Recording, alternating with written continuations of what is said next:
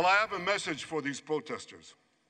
When the tyrants of Tehran, who hang gays from cranes and murder women for not covering their hair, are praising, promoting, and funding you, you have officially become Iran's useful idiots.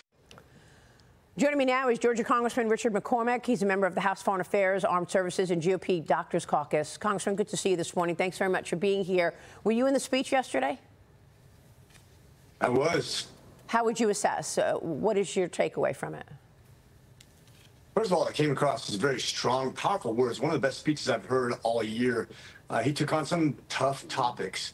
As a military leader, basically the commander-in-chief of his forces, he even addressed the casualties that happened in Palestine. He took it on headstrong. He discussed why that happens in wars and how they fought a clean war comparatively through history, all the casualties we have in civilians, how they've went out of their way to avoid those things. So he addressed everything. He didn't avoid any topic. He took on the fact that we need to remain strong allies into the future. He talked about who's in America right now and who's actually planting terrorist flags here in America, burning American flags. This is a dramatic time in American history, and he took on all those topics with strength and vigor. Do you believe that the Democrats, your colleagues in the House and Senate, were sending a message to Netanyahu by not going? Kamala Harris also did not go to the speech. She claimed that she had an event with a sorority to tend to.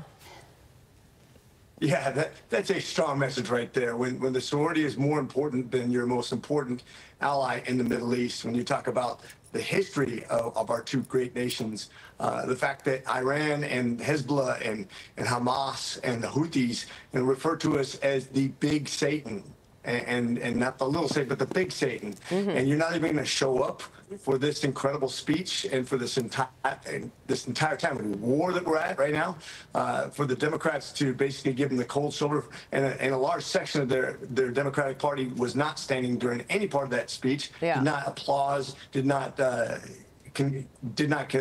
want to give him any sort of credit for what he was doing. Yeah. That sends a powerful message. And I'll tell you, I had a colleague in the ER who's a Jewish doctor who is a Democrat, commented very strongly on that message that was sent to them as a community, that they are not on their side and they are paying attention for the first time in a very, very long time. Yeah, I'm glad you mentioned that you are an ER physician, because President Biden did not even mention his health last night when addressing the decision to drop out of the race. And the White House is insisting that Biden's health has nothing to do with it.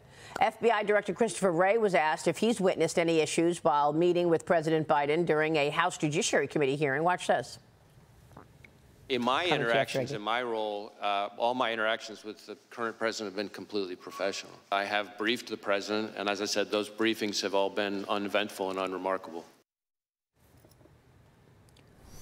Those comments from Wray prompted former President Trump to call for his resignation. Trump wrote on Truth Social that if Wray cannot see Biden is cognitively and physically challenged, then Wray can't run the FBI. Trump also called out Wray during his rally in Charlotte, North Carolina. Watch this. The head of the FBI was, you know that, right? He was in front of Congress today, and one of the great congressmen asked him a question. Have you ever noticed in all your meetings with Biden that he's cognitively a degenerate? And he said, no, I never noticed that. Anybody that says that, you know they're not telling the truth. I didn't notice he couldn't stand up. I didn't notice he can't walk, and I didn't notice he can't think and he couldn't talk. Other than that, he's doing quite well.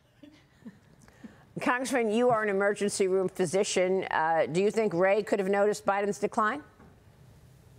Oh, I think he did. I don't think he wanted to be honest about it. It's a tough position, quite frankly. You're talking about the head of the greatest nation, the most powerful person in the world, and talking about his cognitive decline is hard when you're a director under an appointment.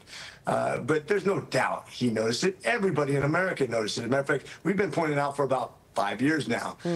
So I think this is something that needed to be addressed. Obviously, Ray's not going to be honest about it. He's going to be called out on it. We've been needing good, strong leadership in the FBI, CIA for a very long time. We need to replace some people when we come back into power. Yeah, well, look, Vice President Kamala Harris did not play much of a role, we're told, in shaping President Biden's economic policy.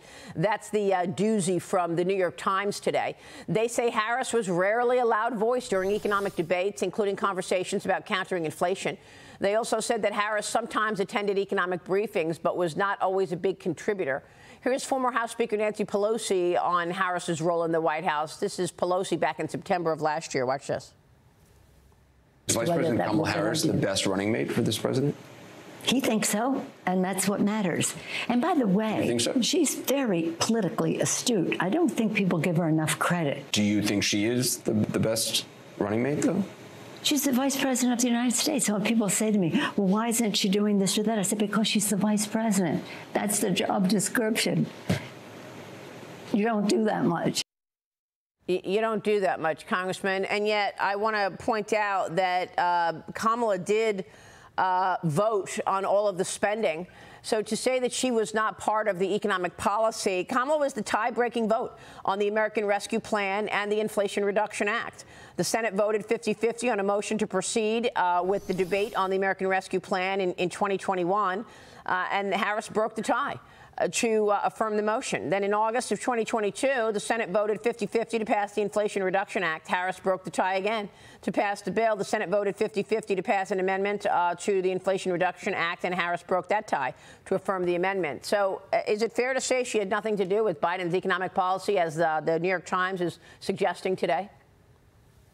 Yeah, well, it's laughable. First of all, probably one of the most powerful vice presidents of all time, because she did break the tie in the Senate, and she did it repeatedly, as you just mentioned. That doesn't happen very often. One of the most powerful vice presidents of all time.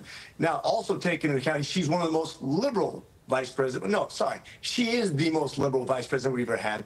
She was so liberal, her own party rejected her in a primary, gave her less than 2%, I believe. She's not a popular person. She's a horrible liberal progressive Democrat, and she does not deserve to be president of the United States. She will drive us the wrong way on the border, on crime, on debt, on energy, on education. She is the worst possible choice they could have made. Do you feel like the media is trying to rewrite history on her performance? Of course they are. They want her. They're still in love with the liberal progressive Democratic Party, and they want to prop somebody up. Unfortunately for them, they have her. Congressman, thank you. We will keep watching all of this. Richard McCormick joining us this morning.